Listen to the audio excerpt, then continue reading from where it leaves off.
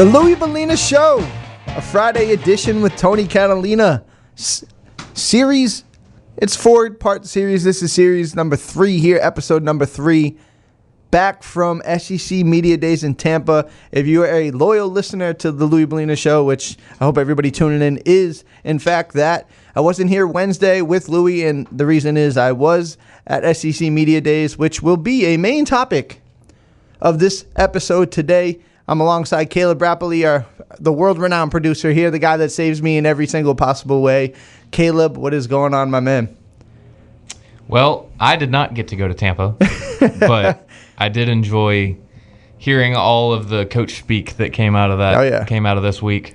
Yeah, and, you know, I thought somebody else was probably going to venture to the Sunshine State again, but this time it looks like the King is not taking his talents to Miami, right? And as we're going to the top here, obviously this is going to be a big-time football SEC Media Day episode, but this is show business, baby. And when you have breaking news and things that affect sports we cover on a grand stage, we're going to talk about it. And Caleb, I'm going to let you opine about the fact that LeBron James is headed to the Philadelphia 76ers, 2-year deal, $8 million total value, I believe I just read. Caleb, what are your thoughts? Because it sounded like when we were talking about it, you had some. You had a few of them you wanted to get off your chest. LeBron James. Yeah. LeBron James is finally made his decision. I literally printed something off about how he was being petty and not announcing it. And then, like, right after I printed it off, I saw the tweet from Shams. So the report came out that, like, I think it was according to Andy Baskin is the reporter's name. He said that LeBron was irritated with Adam Silver for rushing his decision and that they were allegedly ready to make an announcement last week but held off because Adam Silver said hurry up. Oh, petty. Which is hilarious to me. That is funny. LeBron loves being the center of attention, and I don't blame him. If if I had that opportunity, I probably would too. But he finally did make a decision. I think going to the Sixers was honestly, like, if we're just talking about competition, I think that's probably the move that made the most sense. Sure. As far as fit goes, because I think he slots right in almost perfectly with that lineup. Like the Miami, people saying he wanted to go to Miami, that one never made sense to me because then it'd be him, Bam Adebayo, and Giannis, and then there's just no spacing at all. Yeah. LeBron would probably play point guard if he went to Miami. Yeah. Which, I mean, he also doesn't want to play in the paint, so going to Miami would help that. But I think Philadelphia was the one that made the most sense as far as fit. I honestly thought he was just going to go to Cleveland again and finish out his career where he started it. Just be done. But as far as competing for a ring, I think this is probably the move that gives him the best shot. Yeah, I mean, you team him up with Jaylen Brown, obviously, and Joel Embiid, and it does make a lot of sense in my opinion. I think it's funny because obviously everyone knows I'm from Massachusetts, so I have some Celtics kind of green running through me a little bit. And so I always knew that was never going to be the case because I always heard that he wasn't a huge fan of Boston. And if you want to stick it to Boston, go to Philadelphia. That is the best way to do that. So, yeah, go to Philadelphia, handle there, and now you become a serious weapon in the Eastern Conference alongside former Celtic Jaylen Brown. So, but my issues with it is Jaylen Brown partly got ran out of Boston because he needed the ball, right? He needed his touches. He needed to be involved. LeBron's going to need his touches getting involved. And then Joel Embiid, he needs his touches. So it'll be something where I bet you early season, if we're just talking early season NBA action, they're not going to be all that impressive, in my opinion. It's going to take some cohesion, some time to really kind of work together. But I bet you when it all shakes down, they'll be a force in the East. They'll be in the playoffs. They'll be fighting. So LeBron is LeBron, man. He makes seismic changes. He can move mountains, and he did that. And I think it's kind of rich that he said, we had our decision made last week, but because you poked the bear, we moved it out another week. That is just, I mean, that's just toying with people. I don't know. I mean, that's funny. I guess he's earned it, but that's going to rub people the wrong way for sure. Yeah. So basically, the Sixers just swapped out Dean Wade for LeBron James. Think it works out? I think that's pretty good. Pretty good move there. So yeah, and so we had to talk about that, right? We come off the top there. We give it some couple minutes, right? Like LeBron James, and I know Caleb and a lot of radio stations across the country are going to jump into that more. But like I said, we got a lot going on in this episode, a lot of football centric. Just got back from Tampa, so wanted to jump into some of the SEC media stuff, kind of set the table for you in the agenda. things that I'm going to discuss and we're going to kind of go through is some of my observations. There's a lot going on. I mean, it's a whirlwind there in Tampa Bay. So there's just a lot going on. Going to talk about Elko's empty trophy case comment. I know that got some kind of snickers and some people and stuff like that. I actually look at it a little differently. I actually love it. I love the fact that he said that and he could stand on that, and I'll opine and we'll get into that deeper. Also going to talk about Lane Kiffin's comments. Lane Kiffin was very complimentary of not only Texas A&M, but Mike Elko and his way to kind of build out this program and what he's seen from him. I know you guys have probably heard the audio. If you hadn't, we're going to play that as well, and we'll kind of opine and discuss that. And then we're going to talk about some news. We got some Nick Scorton injury news, and we got some John Meredith going to Texas stuff. So we're going to talk about that as well. Hour number 2, interesting comments from Steve Sarkisian. Sark talking about the troll job.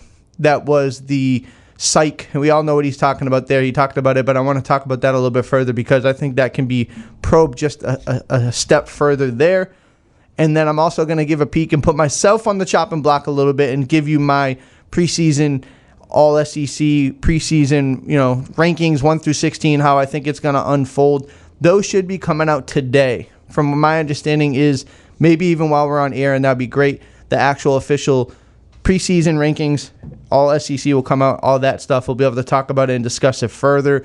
But if it doesn't, we're still going to give you mine. I'll give you guys a chance to go ahead and pick apart what I think, what I see, what I say, because I'm sure people will feel differently about it in some cases. That's just natural. That's how it goes. But before we go any further, just want to let you guys know we got another giveaway. The ticket booth will be open thanks to the Dixie Tire Company. Caller number 5 in the second hour, and we'll let you know when to call, and we'll give you the heads up when to do it. But just wanted you guys to know that the winner, caller number 5 at the second hour, we'll give you the okay one to do so, wins a $50 gift card to Rudy's Barbecue. So stick around and listen to that. That is going to be going on at the end of the show. Also, as always, the Texas Mobile One Lube Express inbox will be on 979-693-1150. Please text us. Let us know what you think. Get involved. Want to talk to you guys. There's a lot to dissect. So, Caleb, jumping into our regularly scheduled programming, the observations that I had, there was 3. And I wrote it up over on Gig'em 24/7 on the site. Some of my observations. And for me, they weren't some of these wide arching, analytical, I'm diving into the X's and O's stuff, because you're not really going to get that from this. More of my observations were more based on what I saw from the players, what I saw from the program, and what I saw from the messaging. And from that standpoint, I was really, really impressed, right? Because obviously for the people, if you didn't know, or if you need a refresher, Mike Elko, along with quarterback Marcel Reed, linebacker Damian Sanford, and safety Marcus Ratcliffe, were the representatives of Texas A&M. They went at the end of day 3 on Wednesday, and they really kind of just dove in, and they didn't really run from much. I think that's really impressive. I mean, if you look at the fact that Damian Sanford was there fresh off of an injury in the spring game, knowing that he was going to be one of the biggest questions that people were going to give them, and just letting him answer for himself, I thought was really, really impressive. I thought it was a good move, and I think all of this media stuff is kind of chess moves, right? Because they could have not brought him. They could have brought one of the other 2 captains, and it would have been totally fine, but they would have been fielding questions about Damian and his injury. Rather have him come in and handle it himself. Now, when I look at it, I look at the fact that A&M is led by the right kind of guys, right? For me, you look at Marcel Reed. He's always been candid. He's always been somebody who's been really easy to talk with because I think he's just super confident in himself. He's a great face of the organization. And when I say that, you talk about another guy like Marcus Ratcliffe. I mean, outstanding representative of what this program is and what they want to be. I mean, he's charity. He does it for veterans. He does so many things that are just a well-spoken kid who does things correctly for the organization, for the program, so to speak. Now, and I said also, I think Marcus Ratcliffe is going to be in the locker room, the Torian York piece, right? If a game is great or if it's not so hot and they need somebody to go out there and say the right things and do the right things in front of the media, I think they're going to throw Marcus Ratcliffe out there and kind of be that piece. And obviously, Damian Sanford, we just talking about how I feel about putting him out there was a great move. I think Elko and them made a really smart decision getting him out there in front of it. That's one of my 3 observations, but Caleb, I want to get your take on it. When you look at the way, and I'm sure you digested all of it, right? You listened to most of it. What were some of your observations and maybe some things that caught your eye from the day that there was out in Tampa? Well, first of all, Marcel Reed had the best SEC Media Days fit I've ever seen. It was clean. It was clean. But I really, we already kind of knew this about Mike Elko, but I just appreciate the honesty from him. And he's never one to beat around the bush. Never. Or do the classic just coach speak. He doesn't really do that. Like when he said the quote that we're going to talk about a little later, like I just appreciate a coach like that I think he has the right mentality. Like he's going to tell you what he thinks. He's going to tell you the truth. And he's not going to really care what your response to it is. Absolutely. And that kind of leads into my second observation, which I simply put, Mike Elko just gets it, right? Like he gets it totally and unequivocally. And I went around and I talked to other people in the beat. Like, obviously, me coming from the Austin American-Statesman, I have a lot of friends that are on the Texas beat and people that, from that side of things where I'm like, hey, just no bias. They could tell me honestly and openly, what do you think of Mike Elko? Like, what do you think? And they all think, and they all said, great fit for this program, right? Blue collar guy, like doesn't mind getting dirty. He doesn't mind doing what he's got to do to, he's just a well representative of this school, right? This is a blue collar school. This is a school where people roll up their sleeves and do it themselves. And they have a coach who's built in the same mind and the same vibe. So for the way he handles things and the way he approaches things, it's just so refreshing. It's so like one of those things where you sit here and you say, to your point, you're not going to get the fluff. And it's for a peek behind the curtain too.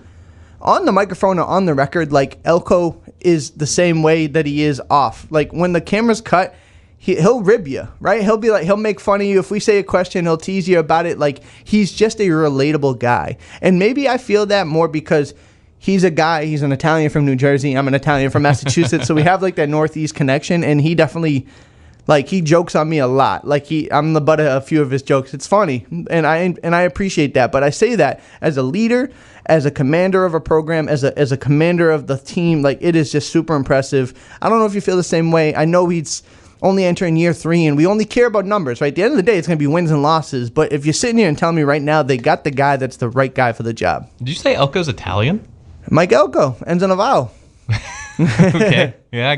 My name ends in a vowel. It's not Italian. I don't think. Maybe it is. Could be. It's a mystery. No, but so Mike Elko, obviously a guy that is somebody who, to that point, he did tell us they went to Italy this week. They went on, this year they went to a cruise, him and his wife. So broke all the rules. We were talking about that because I'm trying to go next year. Me and my wife trying to go on our 5th year anniversary. So I was definitely picking his brain about it. And then the third and final one that I saw was the Aggies are polarizing. Like that's the simplest statement I can put it. Whether it was, Marcel Reed, was the way they started 11-0, the way they finished 0-2.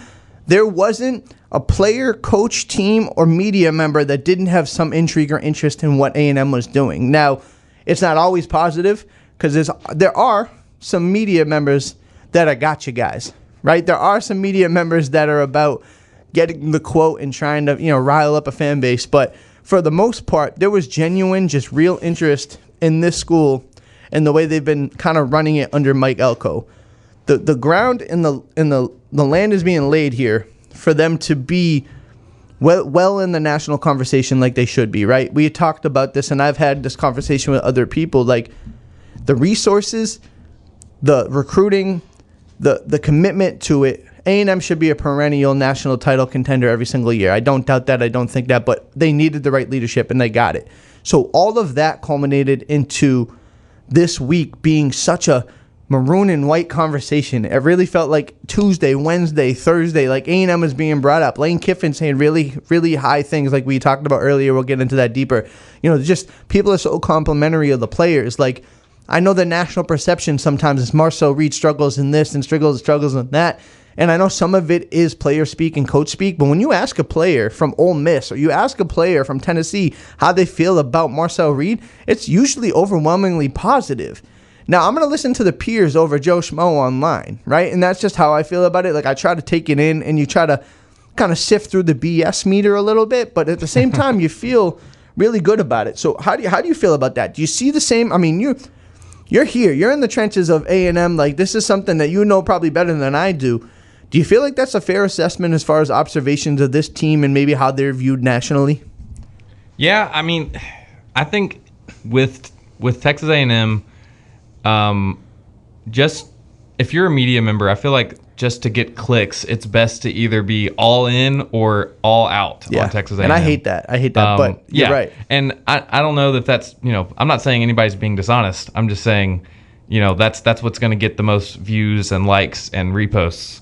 But it is interesting because I feel like I remember, I think it was last year before, I was watching J.D. Pickell on 3, and he was like, oh, Texas A&M is going to be the best. Marcel Reed is really good. And this was like 2024. And it is interesting. The national perception is, depending on who you're looking at, it's very much one way or the other. There's not really anybody that's just like, oh, Texas A&M will be okay. Yeah, and I totally agree. And for the people listening to this, obviously the Texas Mobile One Lube Express inbox is open. So let us know what you think at 979-693-1150. Those are my observations. For those people who are watching from home, caught all the coverage, heard everybody else talk, let me know what you guys think, and we'll get to it when we get out of the break. But we're going to catch a break before then, and we'll come back here on The Zone. Do you need help with your air conditioning? Like, it can be fast repairs. Maybe it's routine maintenance. Maybe you just need a brand new system. Well, Still Creek Mechanical, they're the help you need. You can go get that more information, stillcreekmechanical.com. You can go schedule an AC consultation at stillcreekmechanical.com. And you can get $100 off of all repairs just by saying The Zone, the Louis Bellina Show. Louis Bellina, that's right. Mention any, and you get $100 off of repairs. You can call. It's not just all websites. You can call 979-595-4253. Still Creek Mechanical's Aggie-owned, operated. Still Creek Mechanical, been serving the Brazos Valley for over 20 years. Still Creek Mechanical, they have the services. They can do all the services, all makes, all models, and they treat your home like it's their home. Go to the website, stillcreekmechanical.com. Your home for Aggie football is the Zone 1150 AM and 93.7 FM. Louis Bellina Show, Friday edition with Tony Catalina alongside producer Caleb Rapoli. We're going to dive in a lot more in the SEC Media Days. Like I said, I got back yesterday, spent Tuesday, Wednesday, and Thursday there talking all things SEC football. We are very close to football, the ball being spotted, and us getting into full in-season mode here. This is kind of like the week right here before. I know this is Friday. This will wrap up. Will be the weekend. There's like one more week of lull before it'll be press conferences and practices and everything will be going. So as far as I'm concerned, in the media world, this is like the last week of summer vacation for me. Because at this point, I probably won't get a consecutive 2 days off until May of next year. So with that being said, I'm going to try to enjoy the week. My birthday is next week as well, so I'm excited to do absolutely nothing and just chill. So that's just what I want to do at this ripe age of about to be 35. But with that being said, I want to do nothing. That's the opposite of what Mike Elko wants to do. But according to him, nothing is what's in the trophy case right now. He says it is empty. If you guys didn't catch that, it was probably the quote. I mean, am I being hyperbole here? Am I hyperbolic or whatever the word I'm looking for? Hyperbolic. Hyperbolic. Am I being hyperbolic, Caleb, that was probably the quote of the week when he said that, there's nothing in it. It's an empty case here. Am I being absurd? It's a close second to Lane Kiffin saying we're all going to die. Fair enough. Fair enough. I mean, that's a little bit morbid, but for sure, yeah. No, it's to that point, I think it's really impressive. And if you guys didn't catch it, we're going to play it here in a second. But I just think Mike Elko in this message is the exact thing that a program wants to win the championship has to hear, right? They have to be real about themselves. And we're going to have Caleb play this now for us. After last year's playoff run, how do you keep this team from becoming satisfied? I show them our trophy case, and it's empty. And I think they're all very aware of that. And so, I think, listen, we live in a lot of worlds, and so we're obviously happy with the things that we accomplished. We're happy with the direction of our program, but it's also not lost on us that we haven't won the hardware that we're searching for. And so, that gets us into a mindset of growth and getting back to work to go finish this thing a little bit better than we did last year and put ourselves in a better position maybe to compete for some trophies. Yeah, see, after last year's... When I hear that for me personally, I get really frustrated with the discourse about A&M football online, because I hear that and I think that's an absolutely perfect answer. Right? Like, that was honest. It was open. It was also an open challenge to his team. It was an open challenge to everybody who's an A&M fan. Like, if you think this is the standard, you're absolutely wrong. Right? If you think that to this point, going 11-2 and losing in the first round of the playoffs is the standard of what he came here to do, what he signed an extension to do, then you're wrong. Right? And if you need a reminder of how far away we are from it and just not how close enough he is and this program is, go look at the empty trophy case. I mean, I thought that was outstanding. And obviously I was busy during the week, so I didn't get to see the online banter, but I assume there's a fan base in Austin and the people that kind of peddle the information out there that were jumping on that and trying to be funny about it. But I don't think there's anything funny about that. I thought that was an outstanding comment. Caleb, do you agree or disagree? I mean, as far as a leader goes, that was about as real as you can get with your program, full stop. Yeah, it goes back to what I was saying earlier about Elko being very business-like, very cut and dry. This is the way it is. Right. He does not beat around the bush. I really appreciate that about him. I think that is part of what makes him fit in so well into the Aggieland culture. Sure. Is being that hard-nosed bulldog type of coach. It really ties in well with the whole wrecking crew mentality. Sure. Yeah, I'm totally there with you. I think when you have a defensive-minded coach, and there's some of that is going to be in the Lane Kiffin comment we talk about here soon, but the defensive-minded coach with a hard-nosed style who understands what not only he has for goals for himself, but he has goals for the program and what this program wants to be, right? There is a lot of seasons and a lot of times where people are very excited about Texas A&M football, and it oftentimes doesn't ring true to what they could have been. They didn't reach their maximum potential, or something happened where they didn't reach the ceiling that they thought they could hit. I think understanding that, and the proof of that is his trophy case comment. You look in there just isn't what we expect and what the standard of what we want to be. And I had talked about that with somebody last week where it's like, is there a standard? Or is there a way to get to that, right? Because I don't think the standard right now is championships. They're still trying to get it. There's aspirations and there's standards. They have aspirations to get to a point where a championship is the standard. I think under Mike Elko, that challenge of getting too comfortable, it's not going to happen here. Because the way that question was framed, I thought it was pretty interesting. Like, the reporter asked him, how do you keep him from being satisfied? And, Elko and some people probably at those SEC media days could have answered that question a little snarky, and he just didn't. Yeah. Right? Like, you could have been like, satisfied, we didn't win anything. Instead, he said it similarly, but in a challenge tone to his team to be like, if you just need a reminder, you guys walk in those doors and you scan, I think it's a thumbprint or you got a passcode. Like, you go in there and you see a Heisman Trophy, you see a couple of Heisman trophies, but you don't see many, national championships, right? You don't see many of these. So if that's see a Big 12 championship from, like 30 years ago? Yeah. And so if I'm correct me if I'm wrong, it's since 1939 that they won a national championship. So, yep. I mean, that's a long, long time ago, right? And I think Mike Elko, and he's been clear about this his whole time, they don't want to be on the hook for the things that this program hadn't done prior to his time here. And I absolutely understand that perspective.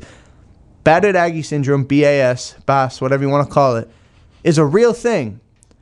But it's not his problem or his doing, right? Maybe over the first 2 years of his time here, there have been some moments that have gotten those things triggered, for sure. But he doesn't carry the weight of 100 years of disappointment. He definitely has the most recent Battered Aggie syndrome moment. yeah. Unfortunately. And so that's the part when it comes to football and sports in general, to me, that is so fascinating, is because there's only one team or one program or one fan base that is not going to have some scar tissue every single year, right? So the overwhelming odds of you not having a burning memory or a bad feeling about something is just, it's not reality. That's not sports. You're going to be burned and hurt. As a Cowboys fan, I know that absolutely all too well. That every year I know I'm going to be hurt, but I live for that 1% chance that I don't. With that being said, there have been leaders and there's been coaches and there's been people that have talked the talk but didn't walk the walk. I don't think at this point in time you could accuse Mike Elko of the same thing. He talks it, he lives it, and they do it, right? From 8 wins to 11 wins in a playoff appearance. They got a quarterback who's in the Heisman Trophy conversation. You got to look at just the way they've been able to recruit, the way they've added in the transfer portal. There just is so much that they're doing well right now. And I think a huge part of that is in the identity and the philosophy that, simply put, in their mind, they haven't done enough yet. So there was another part in the question, or this was in a different scrum. Somebody in the scrum, and I apologize who did it. It was more of a local reporter scrum, and before they actually got on the stage or the podium.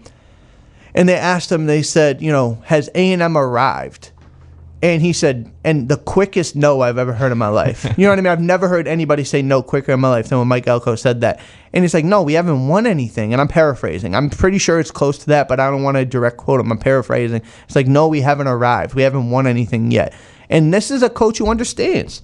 He's got 3 of his biggest leaders with him, 3 respected voices. You talk about Marcus, like we said, Marcus Radcliffe is an absolute leader of this program. And then you got the 2 top captain vote getters in Marcel Reed and Damian Sanford. This is the people that this program, the players are going to listen to. And Mike Elko, with them feet away, giving this message saying, we ain't won nothing. Look at our trophy case. If you're getting satisfied, do not be satisfied. And I think that was great. I mean, you're talking about going up there and you got a guy like Lane Kiffin who filibustered for 18 minutes and he's talking nonstop. But you got a guy like Mike Elko went up there and said that was real talk. So, I mean, again, Caleb, where you're at mentally, do you think it's the right message? Obviously, we talked about it. You think it's the right message. But, like, in that moment, could he have handled that any better? I just don't know if there was a way that he could have. No, I don't think so. After a season like they had last year, where you look at it on paper, 11 wins is a successful season, but just the record of 11-2 doesn't tell the whole story. No, because it felt like a team that would at least make a run deep into the playoff, if not to the national championship game, and then after the Texas game. All the momentum was lost and came out flat against Miami. So that's the last time that we saw Aggie football. Right. And when that's how you end your season, I don't think you really can come out to preseason media days and have a sunshine and rainbows message. For sure. And so obviously, like we said, we always talk about the Mobile One Lube Express inbox. Let me know what you guys think. Let us know how you feel about it. Did you like that answer? It'd be hard not to say, in my opinion, not like the answer, but I'm curious to see what the masses think. 979-693-1150. Again, the Texas Mobile One Lube Express inbox. Mike Elko, I think he nailed it. I think we talked about it already. I think this whole program kind of nailed the SEC media days. The way they handled it, I thought it was just... I don't know. I mean, again, we talk about it like that and 10 cents will give you a dime winning the SEC Media Day. It doesn't really mean anything, but when people lose it, right? Like, when you go there and it doesn't sound right and it's a disaster and you put bulletin board material out there and you don't say the right things, those things get remembered.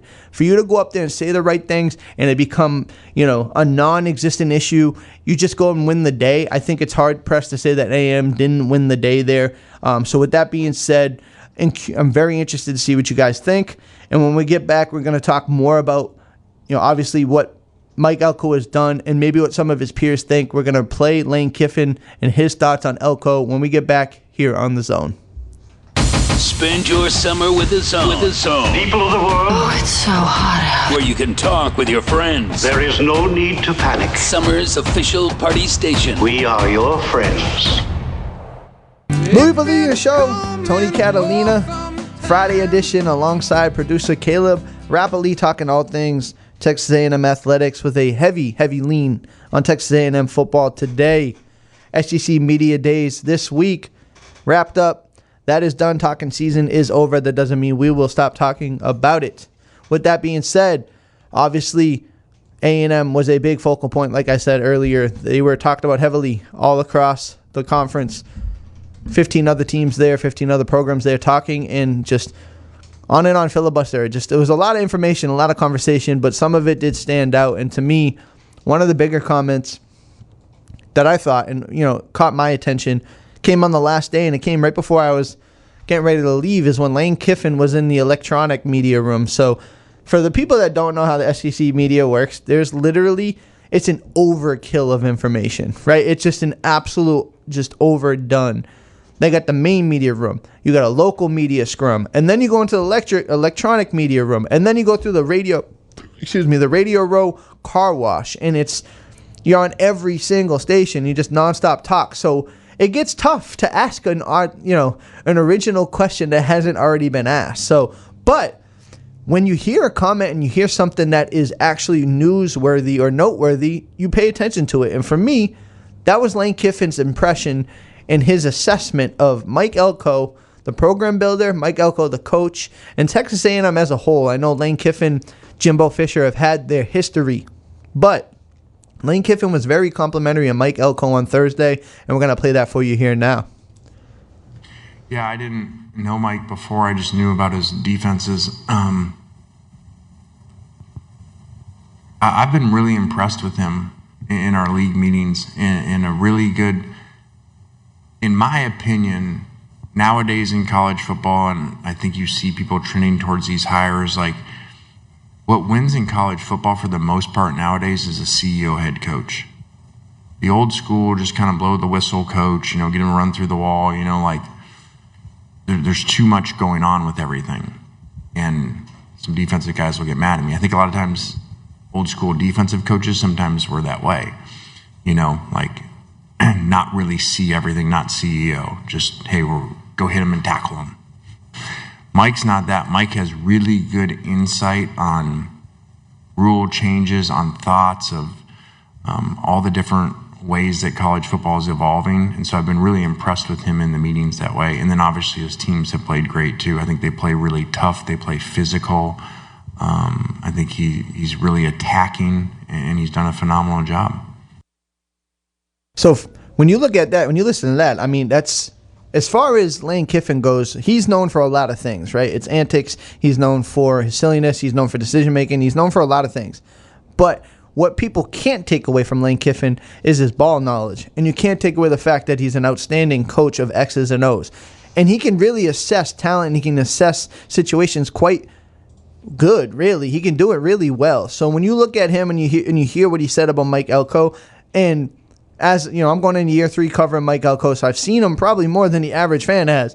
Like, when I hear that, I'm like, yes, like, check, yep, that makes sense. When you talk to Mike Elko, he's on the ball about a lot of things. Like, he's got his pulse in his hand on so many different things. It's really fascinating that he is able to be that CEO type of head coach like Lane Kiffin talks about. And he actually says a lot of funny stuff about, it's funny, but it's true, about the defensive coordinators that have that old school mentality where it's like, hey, I'm just going to go run and hit and I'm not going to worry about anything else. That's not good. That doesn't help you anymore, right? You need a coach who understands the whole thing. Why do you think, you'll see Elko doing, TikTok trends with recruits. You'll see Elko, just be candid with the media because he sees how that stuff helps him in his program.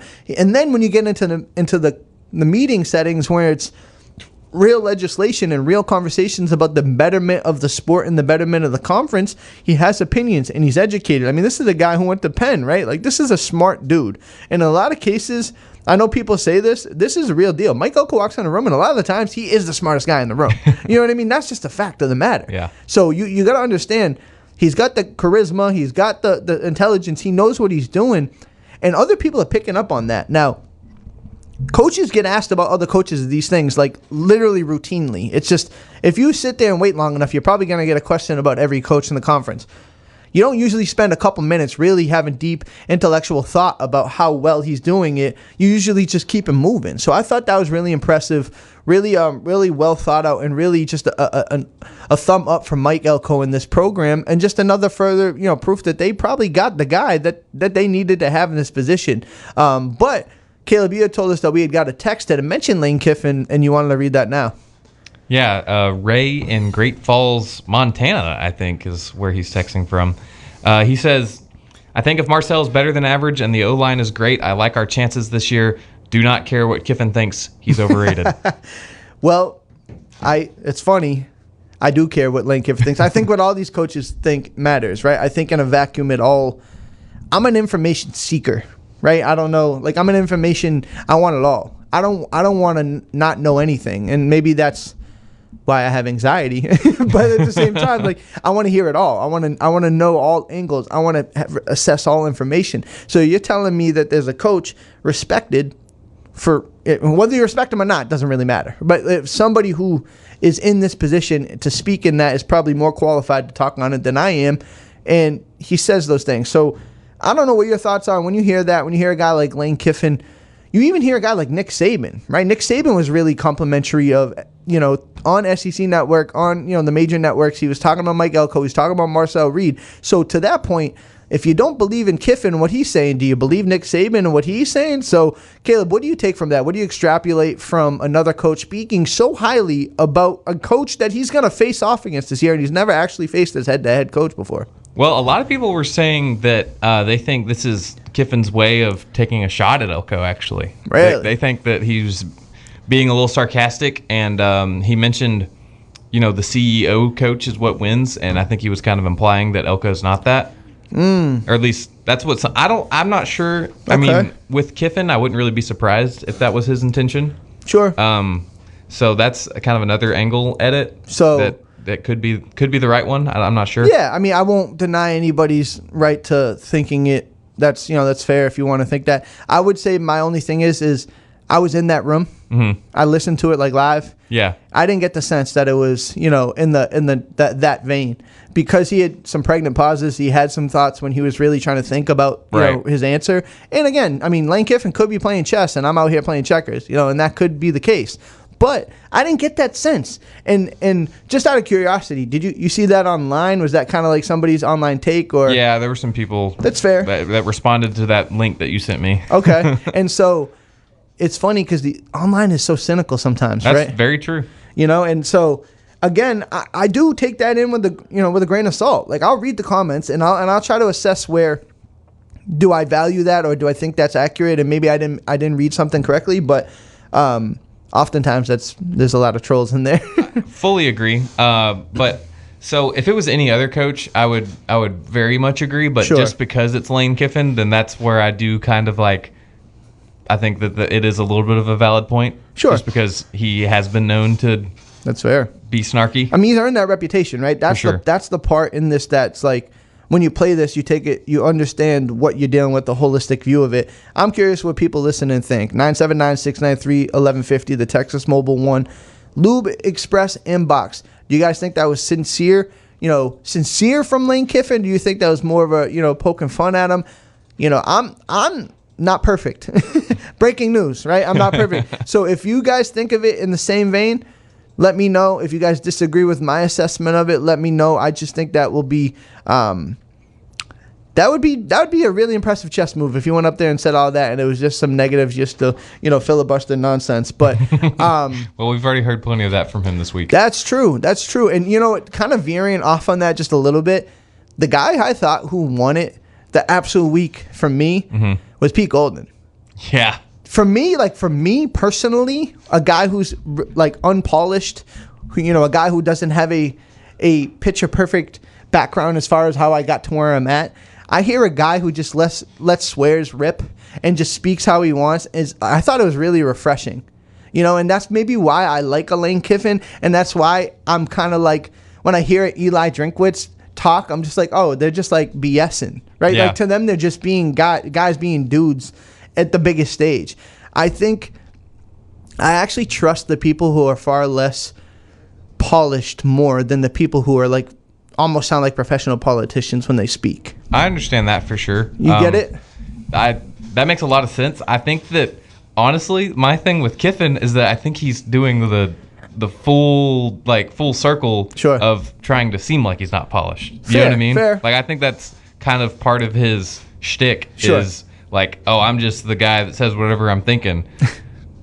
I don't know. Yeah. I don't know. I think he might be a little bit of a politician. It's fair. Just in the all publicity is good publicity. Well, the most politician thing he did was he spoke for 18 minutes. Exactly. I mean, that was crazy. I mean, seriously. New record. I mean, it's a new record.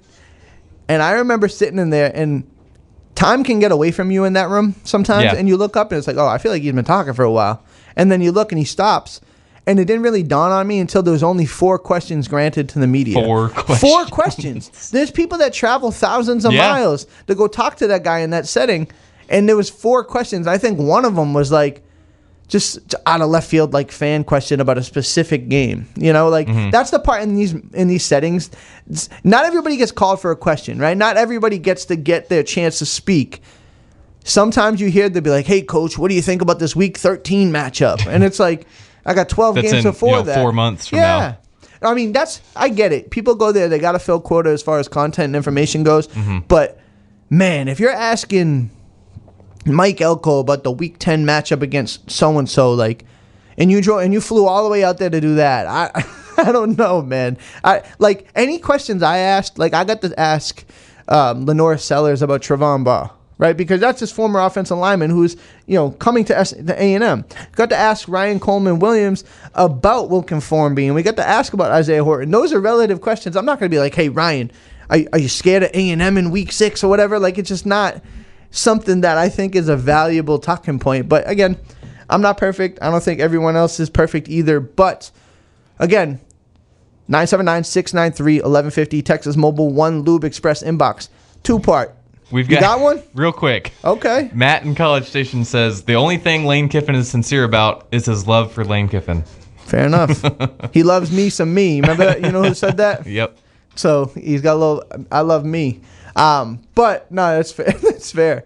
It's funny. I knew when you talk about Lane Kiffin, it would enlist some type of reaction because he's that type of guy. He's polarizing. Just like I said A&M was earlier.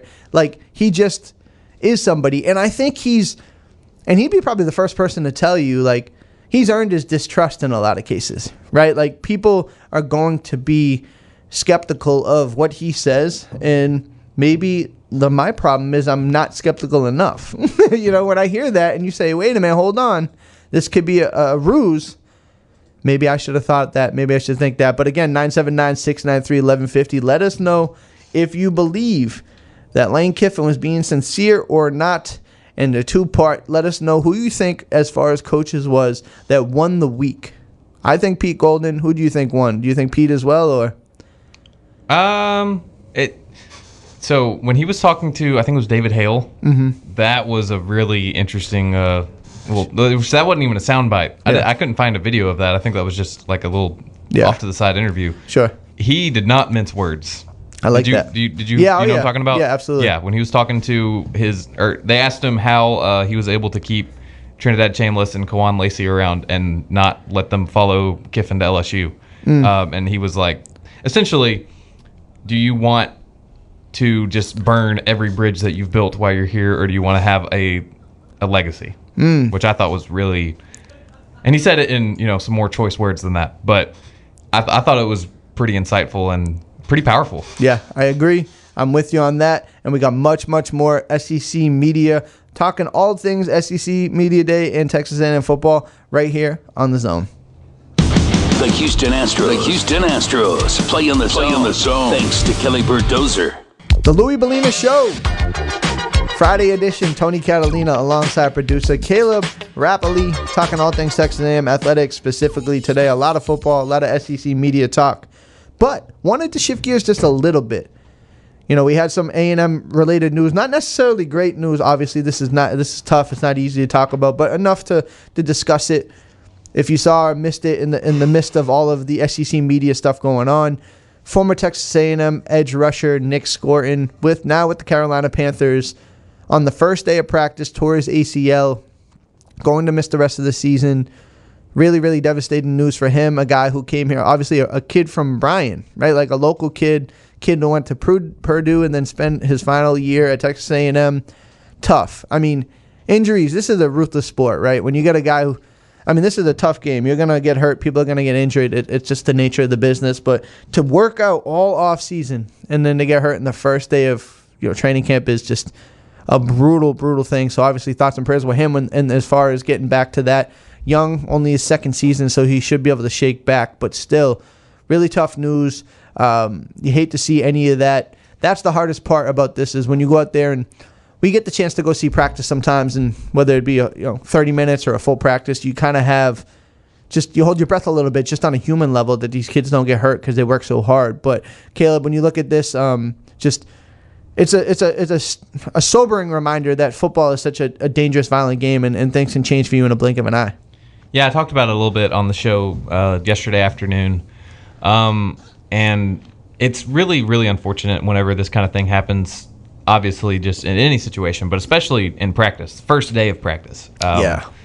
Just first few reps.